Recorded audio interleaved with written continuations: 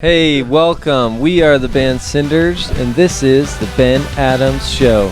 Doo-doo-doo.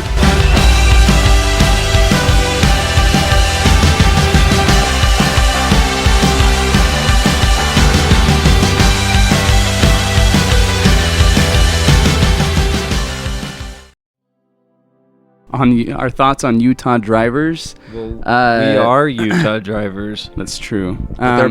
Yeah, I was going to say they're better than other places because I knew you were going to say they suck probably. No, so here's the thing is that everyone always says they suck, and, you know, as a Utah driver, you got to defend your state.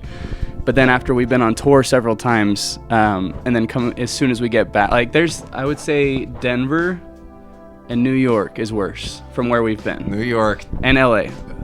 New York, they at least are good drivers. They're just rude drivers. I mean, Denver is just horrible, like annoying people, and then Utah is like just actually bad drivers because they just Arizona has bad drivers too. When we're on tour, because we're up in a van, so we're out looking down on people a lot, and we don't see many phones. But as soon as we get back into Utah, people got phones out all the time. Two hands texting will drive. We even saw one person holding the wheel with their elbows and texting with both hands. So if there's a reason why Utah gets a bad rep for driving, it's looking at their phones. Get off your phones. And they won't step on the gas when They're they go slow. on the freeway. They're like, I'm just going to merge. It's going to take me approximately 38 seconds to get to 65 miles per hour. In my Camaro. Yeah, in my car that can actually go to 60 in 10 to 12 seconds. Adrian, you should start us off because I have a horrible memory. I don't know, Brad. I don't remember anything. I already forgot the whole tour. I loved it. So we've known Sub Radio for years now. We met them right before the pandemic hit, and they blew up, as people know. And when they called us to tour with them, we knew we wanted to do it, and we met some great people. Olin, and then his drummer Josh, who we absolutely love. Not Olin though, just the drummer. No, we love Olin too. But no, for great show memories, we always have this quote when we hang out with Sub Radio. If you guys remember that Vine, what's better than this? Guys being dudes. Guys being dudes. So we just sit there and like no one could be saying anything, and everyone could be on their phone or playing Switch. We all play a lot of Switch on tour. And then one person would just be like, what's better than this? And then everyone kind of looks up and is all happy. But best show, probably Denver, other than our hometown. Denver was spectacular. It felt like a hometown show. Like there was just, a huge line of people that were waiting to meet us, get some signed posters, buy some merch, just hang out with us. It was super, super rad. What's your bad story? Yeah, what's your bad story? I'm telling you guys, I have the worst memory. Like when I get home from tour, it's the same thing that like when you wake up from a dream where you're like, wait, what was that dream about? And you like can't think of it. I already like forgot tour.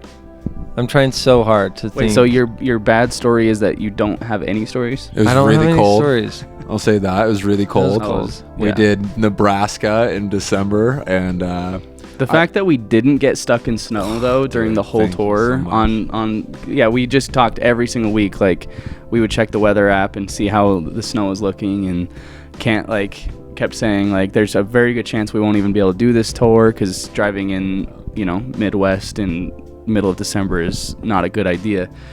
But it was great. I will say for one non-music related thing, because the whole tour was super fun, all the shows were great. Our last show in Vegas was at this weird bar venue meets golf course / driving range. And before the show, we all just were doing like the driving range, and that was really fun. Just all of us hanging out. Just guys being dudes. Montana was giving us golf lessons because he's the pro. keep that elbow down. You know what I mean? Sleeping. Sleeping. I feel like sometimes we'll bring a book, but then we won't read it. I've been reading the same book for like 5 years. Adrian brings it on tour every time. I'm so close to being done. Thinking he'll finish it, but he just starts from the beginning every it's time. like 3,000 pages, but no, I've been off and on.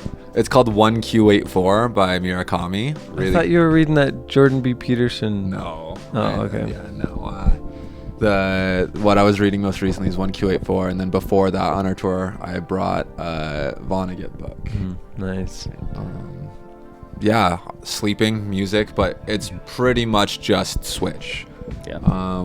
We'll find like the gym at the hotel and just do light stuff every now and then. But our old manager kind of made the joke of, you guys are really boring. Like, everyone has this image of rock stars like going out. Not that we're rock stars, but like bands going out and partying all night. We are rock stars. We literally go back to our hotel room and play Switch. We'll get like tacos and play Switch. It's a wild night when we get some like Coke. Yeah, true. Not Coca-Cola. Coca-Cola. Sorry, Coca-Cola. I forgot there's 2 words for that. We do, when we're in the van, we try to do like trivia or games, like rate Pokemon restaurants, Pokemon. See if you can list like all 151, 52, 151 like original Pokemon like from your brain and stuff. So we try to keep busy like that, because sometimes you just can't play Switch for 8 hours a day. To go back to Switch though, Paladins endorse us. Pals with the pals. Paladins, baby, and Pokemon Unite. We actually called he hates Pokemon Unite. Pokemon Unite. We used to call Pokemon Unite, what did I call it? Ignite. I called it Pokemon Ignite for like 6 months till I found out I was totally wrong. Anyways, random. No, note. it's when we all searched Pokemon Ignite to no download one it, else and we could couldn't find find it. But yeah, not much else. We could do more things. I think we'd be really good if we brought like a frisbee or something like that. But we used to bring Spike we used to Ball bring Spike Ball everywhere, but whenever I have It's time to harder play it. when there's 3 of us now. It's true. Well, I mean, like when some of our older tours, we had so many like down days where we could go do stuff, and then these last few tours, like we'll get the entire East Coast done in a week and a half. Like That's great, zero time for breaks, for hanging out, for chilling. It's just like go. And excluding the driving, it's great because then we don't have a bunch of downtime. But Yeah. when you do like 4 days straight of 12-hour drives, that sucks. that does suck. Super excited. Yeah, we haven't been to the Velour in like 4 years. probably 17 years. Just kidding. Almost 4 years. Almost 4 years. Pretty crazy. We've been really pushing our Salt Lake market, but the Velour is just like such a cool venue. They've got like rad art everywhere. It just feels like super vintage. The green room's got like half of a goat, like stuffed goat, like not just the head, but like the feet and everything. Like, so there's like a goat, and then the walls are covered with like vinyls, like classic vinyl artwork and stuff. It's a super famous green room too. I think during the pandemic, like Bruce Springsteen recorded a video and Brandon. Yeah, like That's crazy. Yeah, Olivia Rodrigo did one there. What? Yeah. That's it's like a crazy. super famous green room. I know like the Aces have a photo in there for like one of their albums, but the venue itself's really cool. Like, Shout out to Corey. shout out to Corey. Like, we love our home market of Salt Lake, but People have been asking us to go back, so that's why we're answering the call. I'm thinking I'm back. That's what we're gonna say. Nice. It's definitely like, I would say that the Provo is a little bit more like close knit with the different bands and stuff like that. Like, if you're a Provo band, it's like you're a Provo band, where I feel like Salt Lake is a lot more like open. I don't know. It's different. It's like close knit, like a close knit friend group in Provo versus like a like anyone can come hang out and party in Salt Lake. And so that's kind of the difference in behind the scenes look at the two different places. But we love both of them. The fans have treated us the same in either place, so we love both. I don't think anything changed over the years until the pandemic hit, and after the pandemic, everything is different. Yeah, the whole everything is completely different. It's harder to book shows because there's just like, and a ton of bands fell off. So as soon as the pandemic was over, all of our friend bands were either like not doing anything or not playing shows, and then all of a sudden all the bands that were doing well were bands we've never heard of before, and so it's just like a completely different look. People buy tickets less often because I think people got I think people got used to not going to shows, and so it's just a different landscape in general. I think, like, going off what he said, but before COVID and everything, like, the bands that were, the cool ones that were selling tickets and, like, doing really well, like, they just had amazing live shows where, during COVID and after COVID, the bands that really rose up were the ones that were good at social media, had a good online presence, personality, all that stuff. And it didn't matter how good you were as a band live. Like, if you didn't have your social media down, then you just started to become irrelevant, And some people did both. Shout out Sub Radio. Yeah. Great shows, True. Great social media, Happy Fits. Both those bands, just amazing live shows, amazing at social media. We've sucked at social media, but we're doing better. We promise. Definitely. I mean, we had one video that blew up a little bit on TikTok, and it's fun to look at our Spotify statistics and stuff, how every single song has like a big curve on that day. And just in general, I don't think, other than that one day, I don't think there's anything like that like a sharp spike or a big difference change. Gradual. But that's what I'm saying. Yeah. But it's just been gradual, and we've been reaching a lot of new people that have sent us really kind messages and that kind of stuff. So we felt like we just weren't getting anywhere on social media. You post once or twice a week, and we get like a couple comments and 100 views or whatever, and it was just like it wasn't doing anything. And we follow like some cool Instagram accounts that just kind of help you with growth and everything, and a lot of them challenge you to do like a 30-day 30 post type thing. And so we committed to do that, and it was awesome because our engagement and our views and everything were like going up and stuff. But it was funny because that video that actually had some traction, that got us some listeners and stuff, like happened on like day 31 or 32, and so we're like, okay, it's worth it, you know what I mean? And it's been fun. It honestly hasn't been that hard. We each do a couple videos a week, and we just kind of take turns, and it's fun because you can do whatever you want. Like, in the end, it doesn't matter. I think we used to overthink it, and now it's like, I'm gonna film my plant, and I'm gonna talk about how cool this song is and post it, and someone's gonna like it. Haven't done that yet. That's my next the idea. Next one. Dibs. Here you go, Brad. You can film it right now. Okay, that's enough. Not alone.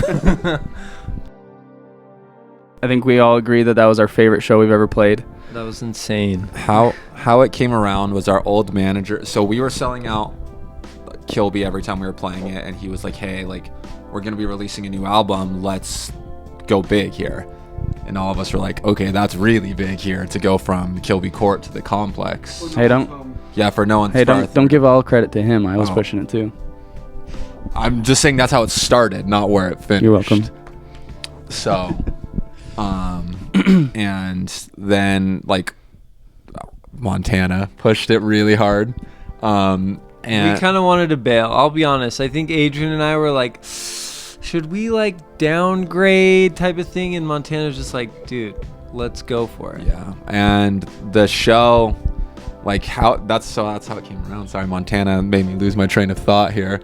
But how it continued through it is we were, did everything we did with the normal shows, but we were like, hey, like, come get out and have some fun. Like, we've been in lockdown for 2 years, like year and a half. Let's release all this pent up energy that we have. And, the only shows that we had, because, during that time, there was a lot of online shows, right, where it's just a streaming concert, and after every single song, it's just dead silence, and it's not fun to do as a band.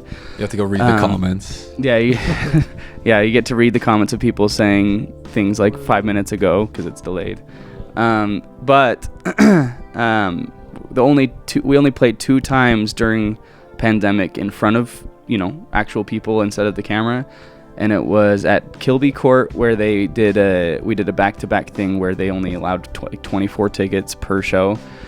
And then we did a what was it, Bike like a cruise. bike cruise or a walkathon type thing where there was a bunch of different bands playing around Salt Lake, and there was like a mile walk between all of them. So we would play here, and there'd be like 8 people that would come walk. It was, it's great to play in front of people, but during that time, we got huge fans off that too. We did, yeah. And so, but during that time, it was obviously, it's not fun to play to 8 people. And so having our first show after that be to over 600 people at the complex was like, the contrast was like, if we had played that show but without the pandemic, it would have still been awesome.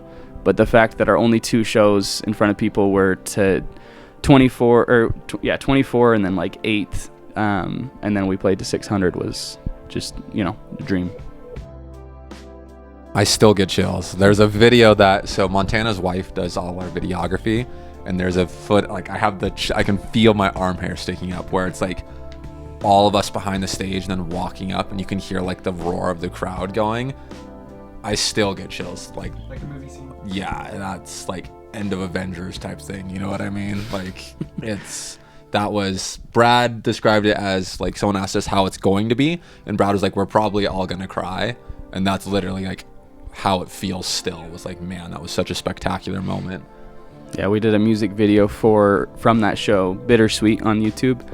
And on YouTube, what a weird name for a song. Bittersweet on YouTube. And I watch it probably every 3 months or so just to relive the night. Yeah. Yes. And like Montana said too, I think it hit harder, like, because it was after the pandemic, because that would have been a great show before the pandemic, but that would have been like, yeah, it's gradual rise, but having nothing for a year and a half to come to that, and like seeing that people still cared and like wanted to come support us and like be friends is awesome.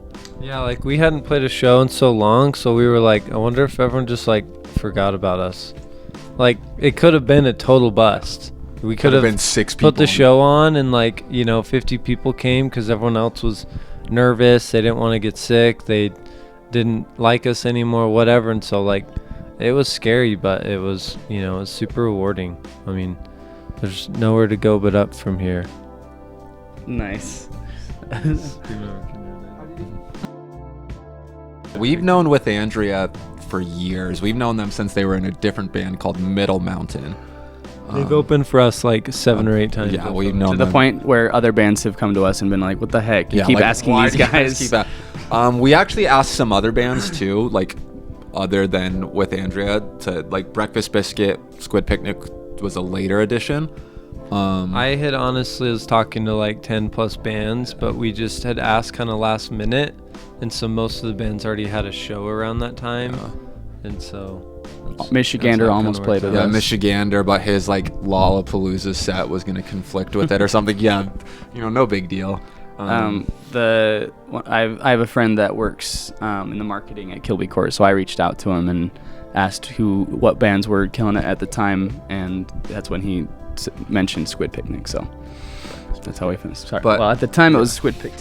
But yeah, they killed it. They both bands are really awesome, and yeah. So yeah, one was by chance and one was by friends. Like we've known them since they were in like high school. Sophomore year of high school, and they were like these kids that played open for us. They opened for our first album release show even.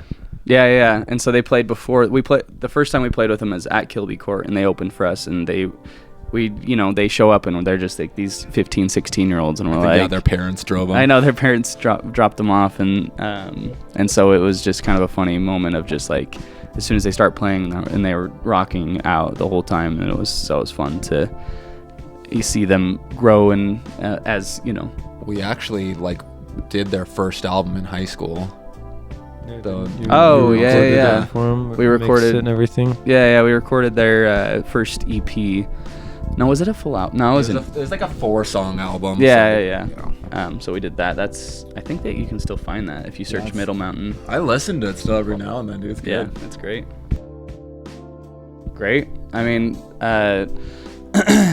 we have a few songs that are pretty successful online. Recently, the TikTok that did really well had Ice Half Open on it, and so that one right now is our number 3 streamed song in the last month. And so it's cool to have some of those songs that have been out for a year finally get like the attention that we hope for. And on the other end of that too, it had the most hype leading up to the album. So we had like our first single, Growing Up, was fortunate enough to like hit several Spotify playlists and was featured on like Alt Nation on satellite radio. And so like we had a lot of great hype that I don't think any of us could have really imagined going into that album. Still Alive or Crashes and Crumbles. Crashes and Crumbles.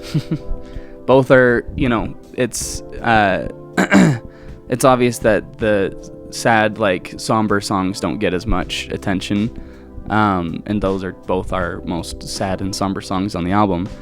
And so we love them the most though, because you know the sadder it is, the more emotion you put in, right? And so yeah, no, I agree. I think it's funny because when we play Crashes live, I always have them, because they have the mics, and I always have them say that Brad wants you to know that this is a sad song. Specifically, Brad wants you to know that this is a sad song. And then Still Live is like, I'm such an emotional listener, and so I don't really listen to a lot of music that's just like just so catchy and it's about just having a good day, you know. I like to listen to music that really helps me feel, and so I always push really hard to play Still Live whenever we're working out set lists and stuff like that, because like even if people can't dance and have fun and get into it and stuff like that, I think it really helps them feel something. A lot of like religious, and I'm going to use that word on purpose, concert goers, like they go for this spiritual, like kind of out of body experience and stuff like that. And so, you know, I don't want to just play, you know, fun songs the whole time. Banger after banger. Yeah, it's like we want to make sure they have a good experience, that they're like, holy crap, that was insane, you know. Until that TikTok kind of got some traction, I would say Ice Half Open. I still think that's underrated. I think that song's freaking dope for not Crashes, but like, yeah, I think Crashes is definitely up there. No, we always knew that was our we had like 4 songs in the works at the time of needing to pick our first single, and it was never a question of what single we were going to go with. It was always going to be Growing Up, and so we, you know, the fact that it was our number one most streamed song from that album, to me is obvious. You know, it makes sense. We had some people in the music industry say though, like, that one's not gonna get traction because it's not like a typical cookie cutter pop layout song, and like someone that is bigger up in the music industry actually took it and were like, let me try and arrange some stuff around it, and they sent it back to us and we were like, we hate this. That was bad. It's not the song. Like, it made sense if it was a radio song, like totally, like it was structured, like they try to make it more mainstream. Very much so. They just cut different pieces around, copy and pasted to certain things, and kind of like Frankenstein the whole song. And if that's what we are going for, that would have been perfect, but that's not what that song was supposed to be. And so like it was great knowing Brad always likes to bring up, like, everyone tells that, not everyone, but a lot of people tell us like, you can't do this because of your style of band, or you're not going to do this, and Brad always is like, it's great to try and prove them wrong, or to prove them wrong. And that's the thing with this song, where it's like, it's not just a simple structured song, and it did well. We're punk in a lot of aspects, and that's one of them. Yeah. Start us off, Brad. I'm excited for Brad to say the lyrics that he wrote himself. So because that's the only lyrics he actually knows. So let me preface, these are the lyrics that I wrote. I knew it. And they're super sad. Before I tell you, I need to say a funny story about it, because we have a friend and fan called Mel from Seattle, and she actually flew down to Salt Lake to come to our Complex show. She performed with us at the Complex. She came up and sang. She sang a song. And it's in Crashes and Crumbles, and she looks at Montana and she goes, Montana, I love Crashes and Crumbles. I was listening to it, but like, bro, are you okay? And I was like so concerned for him. And the line that he tweaked it and stuff, but it's, am I broken or Did was not know you wrote that. That was going to be my Really? answer. Yeah. and am I broken or was I never put together in the first place? And I like it because obviously like Montana puts his heart and soul into so many of these songs and lyrics and stuff like that, and But not the part that you like best. right. And so I know that a lot of those mean so much more to him because they're his feelings, his emotions and stuff like that. And so it was nice to like write something out like that, because I think a lot of the times we feel like something's wrong with us and, you know, were we raised wrong, you know, or whatever. And, you know, am I broken? And then, but sometimes it's like, but if I never felt like I was complete, you know, maybe I was never put together correctly in the first place and stuff. And so that one's deep. I to didn't me. remember you wrote that. That was going to be my answer, dude. Sorry, bro. Go ahead, Montana. Now it's my turn. Since Brad pulled from Crashes and Crumbles, I'll take from Still Alive. The line, forcing all these abstract shapes inside the sphere where I reside, is just so one you wrote. That's why you like okay, it. well, 90%. No, I just, it's a very, it draws an image in one sentence and paints a picture of how I know, like obviously how I feel, but how I know a lot of other people feel with, you know, life situations and things that happen that don't go according to plan. And so I just think it draws a picture, so I like that one the best. We're doing a tour with our friends in Olin, and no, just the two of us, right? Just the two. We're playing a couple shows with Fishbowl. Yeah. But the whole tour is going to be us and Olin. So We might be going to Canada for the first time. What? Is that Vancouver? Vancouver, Idaho. That's a different or there's also Vancouver, Washington. I thought Or it was- Washington. Sorry, I think yeah. it's Washington. Oh, lame. is where we're I thought we were looking. gonna go to Canada. No, Okay. we're just You saw doing Vancouver on the like list. west, going to Denver and then like West Coast. Pacific So Northwest stuff. Pacific Northwest. It'll be cool. Yeah. March-ish. Brad, you can tell is very stressed planning it right now. Uh, Brad's our tour guy, so when tours get planned, he's behind all of it. Super announce something that we just found out today. We will probably have vinyl for No Oh, One's yeah. Home, hopefully sometime here This has in the next been few months. the longest process 2 of years. my life. It's insane, but we've like proofed, like they sent us back our designs for like proof and Like this morning, last night. and I gave them the thumbs up. So it's going to go in process. Hopefully in the next 4 months, we should have No One's Home on vinyl. Yeah! This is the Ben Adams Show. Yeah.